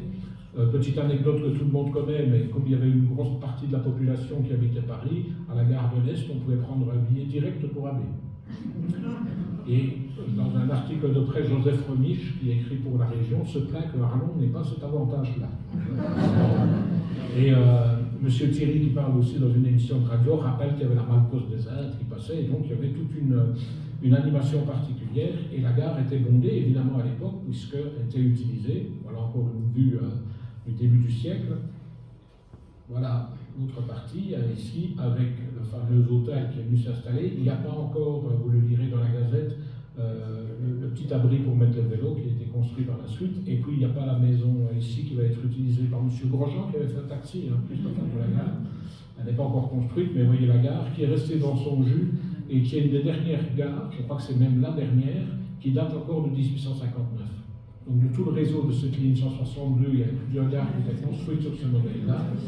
Et donc c'est la dernière. Le quai à bois qui a été construit par les Allemands. Ce sont les Allemands qui ont en 14-18, parce qu'ils ont exploité la forêt d'Anlier, ils ont exporté beaucoup de bois pour l'envoyer, évidemment, sur le front de Verdun en premier. Et donc ce sont eux qui ont commencé ça, mais tout ça va être utilisé par la suite. Et on a quelques photos de la gare de Abbé. Vous voyez, 650, c'était les plus chers à l'époque. Maintenant, la carte postale est assez en désuétude, mais bon, c'était très cher les photos où on voyait les gares. Je crois qu'il y en a une à 1500 où on voit un prix. Alors ça, c'est les gens de Abbé-la-Vieille qui allaient faire la fête devant, avec les musiques. Ça, on avait bien fait prendre les photos, j'en ai d'autres. C'était l'abri qui était autrefois et qui était tout un abri en fer forgé. Je me demandais aussi si ça n'avait pas été fait aux usines de Bologne ou quelque part, parce que c'était vraiment ce qu'on pouvait qualifier d'œuvre d'art, un peu comme si vous voyez à Paris, où on a conservé les entrées de métro qui sont dans un style nouveau et tout ça. Ici à B, on aurait pu conserver ça, mais ça, c'est la SNCB qui décide. Et vous voyez l'autre à côté. Alors, elle est taguée, mais bon, voilà. Voilà encore une photo de la gare ici, un peu plus récente. Là, il y a eu des déraillements aussi, la gare. On voit bien le quai à bois, voilà. Qui était important, et on fera un lien alors avec la Syrie Arendt, qu'on va revoir dans quelques instants. Donc, la fameuse gare qui n'a pas changé, qui est qui a toujours un travaux inachevés, mais qui est toujours dans son jus. Et je vous parlais de la gare. Quelques documents ici aussi qui nous permettent de mieux comprendre. Hop, je l'ouvre deux fois. Nous permettent de mieux comprendre. Donc, ce n'est pas pour vous montrer les bâtiments des Sœurs ici, qu'on a vu plusieurs fois, c'est pour vous montrer les travaux qui ont été nécessités pour passer le rail. Vous voyez, on a mis un pont, mais on a bien pu ouvrir ici la partie complètement. Donc, on a, comme on va voir les photos après, comme on a refait le pont, on a vraiment bloqué la route étale à la colonne du bois défendu, on l'a percé, et puis on a dû construire ce fameux pont de la gare, qui aura la triste réputation d'être dynamité. Et là, c'est des documents qui étaient sur Internet, mais vous voyez, le gars a été malin pour ne pas qu'on puisse faire les copies, il a mis en travers, parce qu'il les vendait 150 ou 300 euros par photo. Ce sont les Allemands, donc le génie allemand, qui est en train de réparer le pont. Donc ici, c'est vraiment Saint-Aubin, donc le vivier, là, la partie. Bon, regardez, vous allez voir. Donc on est toujours là, ils sont en train de refaire, le voilà ici. Donc on voit bien, quand il n'y a plus le pont, les travaux qui étaient nécessaires pour ouvrir ce endroit-là, on le voit mieux ici, voilà. Vous voyez, donc le génie allemand, en quelques semaines, ils ont refait tous les ponts qui avaient été dynamités par les chasseurs ardennais au mois de mai 40. Le pont de la Rigole, je vous ai déjà montré des photos, le pont de la Vieille, il y en a. Et donc le génie allemand ont très vite réparé ces ponts-là. Mais regardez, c'est des structures en bois qui sont restées jusqu'à ce que, dans les années 50, l'État, puisque c'était à charge de l'État de refaire ces ponts-là. Là, on ne se le rappelle peut-être plus, mais il y a en 2009, vous voyez, quelques années, cette structure du pont a été complètement refaite. Voilà. Donc toutes ces photos-là sont prises du même endroit. Donc le pont des Allemands, là, vous voyez, on est au même endroit ici, et on met la nouvelle structure. Voilà, on voit dans les remblais et tout ça, et on voit qu'il y avait de la roche. Donc ça n'a pas dû être simple de faire ces travaux-là quand ils ont fait la ligne du Grand Luxembourg, donc Bruxelles-Luxembourg, à l'époque. Je vous montre des photos récentes, puisque sur ce qu'on essaye de faire, puisque ça devient tout de suite un document historique. Vous voyez, vous faites une photo maintenant, qui a l'air anodine quand les travaux étaient là, pourtant c'est pas si vieux que ça, mais on voit un peu les structures. Et alors, celle-ci, cette photo-là, regardez, on voit comment ils ont travaillé. Je me suis dit, mais j'ai déjà vu ça quelque part, dans la collection de M. Moreau. Et là, celle-là. Donc je ne pensais pas que c'était un de la neuve. J'hésite, hein. Je dis, ça c'est quand même pas le clocher, c'est pas possible qu'on le voit. Et là, Mais ce ne serait pas impossible. Pas d'explication, mais oui, on a à peu près, en tout cas sur la technique pour faire le pont, on a quand même une proximité entre les deux clichés. Alors est-ce que c'est à Bellaneuf, Roger Moreau n'est plus là? Je ne sais pas, mais voilà, ça pourrait être le pont à cet endroit-là. On termine tout doucement, je suis à peu près dans les délais, 1h30, un peu de moins, avec la Syrie à Rennes, que vous connaissez, mais aussi l'importance du bois pour la, si vous vous rappelez, pour la rue de la Gare. Ça, c'était le terrain de Cherche-Gilson. Il y avait aussi des familles qui étaient transporteurs, il y avait des baldeurs qui travaillaient là. La famille qui était transporteur, c'est déjà comment, Christian n'est pas là, mais qui avait aussi leur camion et tout là. Dauphiné. Dauphiné, voilà. Et ici, tout ça a été construit assez récemment. Quand je vous dis que c'est une rue qui est en évolution, on le voit, si vous passez devant, vous voyez, vous allez voir de l'autre côté, je vous montrerai la friterie Royer aussi qui était amenée là. Voilà des photos qu'on avait faites dans les années 90 de la Syrie. Elle est toujours comme ça, elle n'a pas encore été abattue. Le reste a été abattu. Voilà. Et l'avenir, c'est ça. Donc ça, c'est des photos promotionnelles pour vendre les appartements, vous voyez. Mais on ne les vend pas. Voilà, ça se vend difficilement les appartements, pour le moment c'est pas simple sur la rue, bien, les prix jouent aussi, mais c'est un peu idéalisé, et si vous regardez la rue de la Gare vue comme ça, avec là, une petite voiture, ça ne correspond pas vraiment au trafic qui passe sur cette route-là visuellement. Mais bon, le promoteur, lui, le but c'est de vendre, et ça tranche par rapport à l'image du village, et on est plus encore dans une partie, si c'est présenté comme ça, une partie qui est un peu plus citadine encore. Alors, pic-bloc pour terminer, parce que je ne savais pas s'il y avait un intérêt à vous les montrer, mais je vais vous les mettre. Elle n'est pas là aujourd'hui, mais j'ai eu des documents. Alors, malheureusement, sa collection est partie au Queuvin. Donc, c'est Régine, quand elle a été au haut, malheureusement, elle avait mis toutes des photos quelque part, et il lui reste que quelques photos de son époque, Régine Schmitt. Donc, quand vous vous rappelez, rue de la Gare aussi, un entrepreneur, c'était Guido, donc surnommé les Belles Pommes.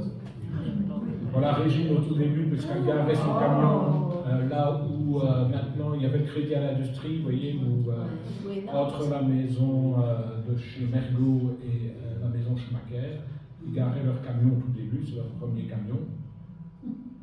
Ça, c'est la maison familiale des parents de chez Régine, mais ça a été construit, c'est dans les archives ça, de Christian Failly, parce que c'est ses prothèses, son grand-père maternel. Et on voit qu'il construit cette fameuse maison. Il y en a deux aussi à la rue de la Gare, avec ces fenêtres qui ressortent, que vous allez voir là. Voilà. Donc elle est en construction, je n'ai pas l'année exacte, il faudrait que je le demande à Christian, mais ça aussi, on va en voir une autre un peu plus loin. Donc, le document que j'avais fait à l'époque, mais je ne sais pas, peut-être que d'autres personnes m'avaient photographié, mais quand on a déplacé, c'était impressionnant à voir. Donc, la friterie qui était ici sur la place, friterie d'Alain Royer. Vous voyez des photos de famille où on peut voir comment évolue le village et comment les premières maisons de la rue de la Gare, ici à droite, on doit être chez M. Mathieu, Fernand Mathieu, Balbeur, dans ce coin-là, un peu avant le garage du parc qu'on a vu tout à l'heure. Une deuxième comme ça est toujours là. Je crois que c'est la fille de M. le Père qui habite là. Il y avait des amis, c'est ça. Oui. Donc on est de l'autre côté, mais oui, c'est le même modèle que. Voilà. Et on termine avec celle-là, qui est l'ancienne. Regardez, nous voit le même suivi, puisqu'on est dans la reconstruction début 1900, ce qu'on a appelé la Villa Marguerite. Et là. Et qui est une maison qui a une histoire un peu particulière, puisqu'elle a servi de prison pendant les Allemands, parce qu'elle avait des grilles ne sont pas encore mises ici, et voilà. Dernière maison, avant-dernière maison, pardon, à droite, quand on sort du village. Voilà, merci de votre attention. Je vous ai dit que c'était plus une causerie qu'une conférence, un peu comme on fait à nos réunions à Bas-Delta. Maintenant, on va se mettre à l'ouvrage pour essayer de trouver des documents écrits qui nous permettent d'étayer un peu ce qu'on a observé.